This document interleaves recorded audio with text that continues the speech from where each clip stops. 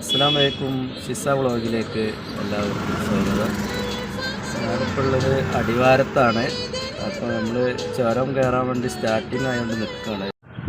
അപ്പോൾ അങ്ങനെ നമ്മൾ അടിവാരന്ന് കയറി വന്ന് ഇവിടെ ഫസ്റ്റ് എയർപോർട്ടിലെത്തിയിരിക്കുകയാണ്.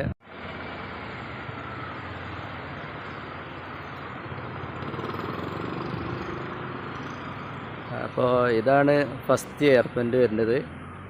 ചുരത്തിൽ 9 എയർപോർട്ട് വരുന്നുണ്ട്. അതിൽ ഫസ്റ്റ് വരുന്നത് ഒന്നാമത്തെ വരുന്നതാണിത്. ഇവിടെ ബോർഡ് കാണാം. നമുക്ക് ഫസ്റ്റ് 1 കാണിച്ചിട്ടുണ്ട്. എയർപോർട്ട് നമ്പർ പറഞ്ഞിട്ട് 1 കാണിച്ചിട്ടുണ്ട്.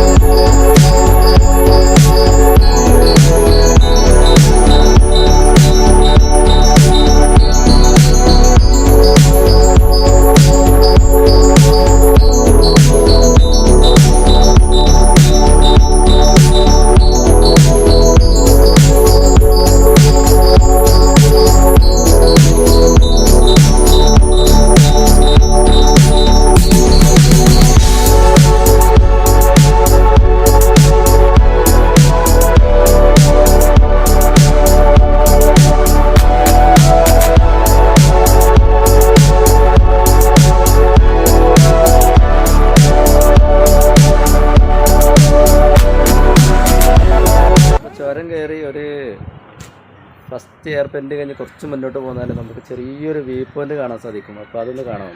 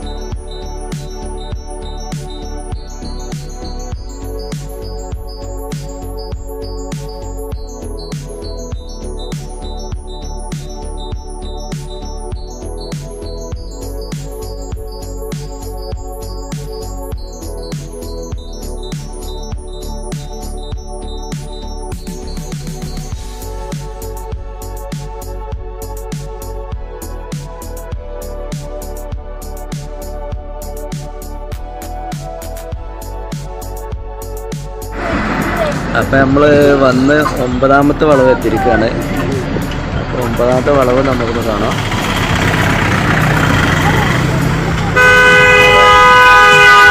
എയർപോർട്ട് കാണിക്കുന്നുണ്ട്, 9 കാണിക്കുന്നുണ്ട്.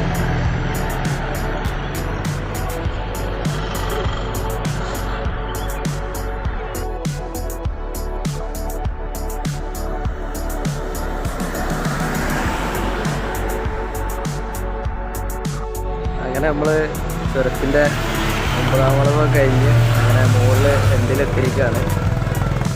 അപ്പോൾ എൻഡിൽ നിന്നുള്ള കാഴ്ചകൾ നമുക്കൊന്ന് കാണാം. 2 വാമനന്മാരോട് ഇരിക്കുന്നുണ്ട്. അവർക്ക് കൊടുക്കാനുള്ള ഫുഡൊക്കെ ഇവിടെ താഴെ കൊടുത്തു കഴിഞ്ഞു. ഇവർക്ക് കൊടുക്കാനൊന്നുമില്ല ഇപ്പോൾ കയ്യിൽ.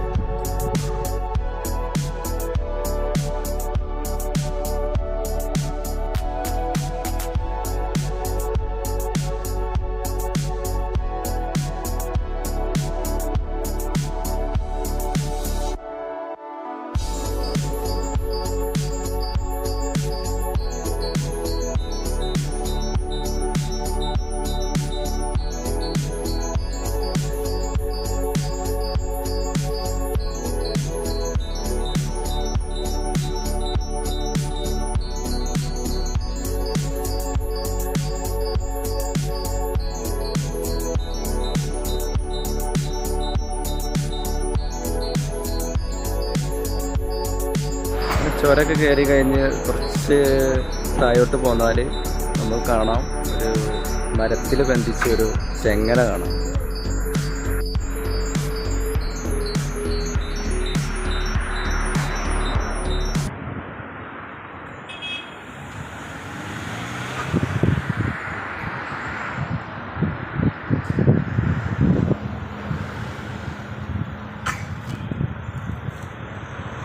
ഇതിനുള്ള പ്രത്യേകത എന്താ വെച്ചാൽ മരം വലുതാവും തോറും ചെങ്ങല ആ ഒരു കൊമ്പ്, അതായത് ആ ചെങ്ങല കുടിച്ചിട്ടുള്ള ആ കൊമ്പ് ഇതുവരെ വളരുന്നില്ല എന്നുള്ളൊരു സത്യമാണ് ഇപ്പോൾ ഇതിലുള്ളത്.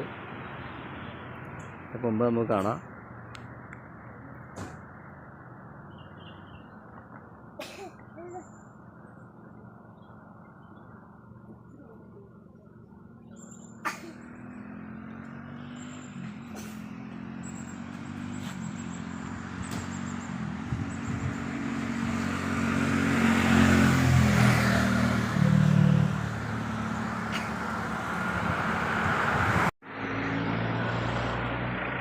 അപ്പോൾ നമുക്ക് ഇവിടുത്തെ വിശേഷങ്ങൾ അറിയാൻ വേണ്ടി ഇവിടുത്തെ ഒരാളുണ്ട്. അപ്പോൾ മൂപ്പരെ ഒന്ന് പരിചയപ്പെടാം, വിവരങ്ങളൊക്കെ ഒന്ന് അറിയാം.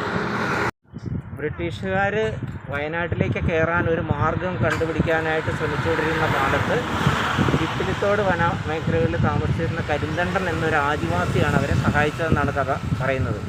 അങ്ങനെ ഈ ചുരം കണ്ടുപിടിച്ചത്, അതായത് കാട് വ്യക്തമായിട്ട് അറിയാമായിരുന്ന, അല്ലെങ്കിൽ കാടിലെ റൂട്ടുകൾ വ്യക്തമായിട്ട് അറിയായിരുന്ന ആദിവാസി മൂപ്പനായ കരിന്തണ്ടനെയും കൂട്ടി അവർ വയനാട് കാടുകളിൽ കൂടെ കയറി അല്ലെങ്കിൽ ചുരം കണ്ടുപിടിച്ച് മുകളിലെത്തിക്കഴിഞ്ഞ് കഴിഞ്ഞപ്പോൾ ഇത് കണ്ടുപിടിച്ചതിൻ്റെ ക്രെഡിറ്റ് കരിന്തണ്ടന് പോകാതിരിക്കാൻ വേണ്ടി ബ്രിട്ടീഷുകാർ അയാളെ ഇവിടെ വെച്ച് മുകളിലെത്തിക്കഴിഞ്ഞ് കഴിഞ്ഞപ്പോൾ, റോഡ് കണ്ടുപിടിച്ച് കഴിഞ്ഞ് കഴിഞ്ഞപ്പോൾ അയാളെ വെടിവെച്ച് കൊന്നു എന്നാണ് ഐതിഹ്യം. അങ്ങനെ അയാൾ മരിച്ച സ്ഥലമാണ് ഇവിടെ ഈ നമ്മൾ ഈ ലക്കടിയിൽ ഈ മരത്തിൻ്റെ ചോട് ഈ സ്ഥലത്ത്. അപ്പം അതിനുശേഷം ഇതിലേ കടന്നു പോകുന്ന പല വാഹനങ്ങളിലും അപകടമുണ്ടാവുകയും അത് കരിന്തണ്ടൻ്റെ ആത്മാവ് ഇവിടെ ഉള്ളതുകൊണ്ടാണെന്നൊക്കെ ആണ് കഥ പ്രചരിച്ചിരുന്നത്. അതിനുശേഷം കരിന്തണ്ടൻ്റെ ആത്മാവിനെ ഇവിടെ ചങ്ങലക്കിട്ടിരിക്കുന്ന ആൽമരത്തിൻ്റെ ചുവട്ടിലാണ് നമ്മളിപ്പോൾ ഇവിടെ ഉള്ളത്. അതാണ് കരിന്തണ്ടനെ ബന്ധിച്ചിരിക്കുന്നതിൻ്റെ ഒരു കഥ ആയിട്ട് പറയപ്പെടുന്നത്. Okay, thank you. ശരി, താങ്ക്സ് എന്നോടൊപ്പം സഹകരിച്ചത്.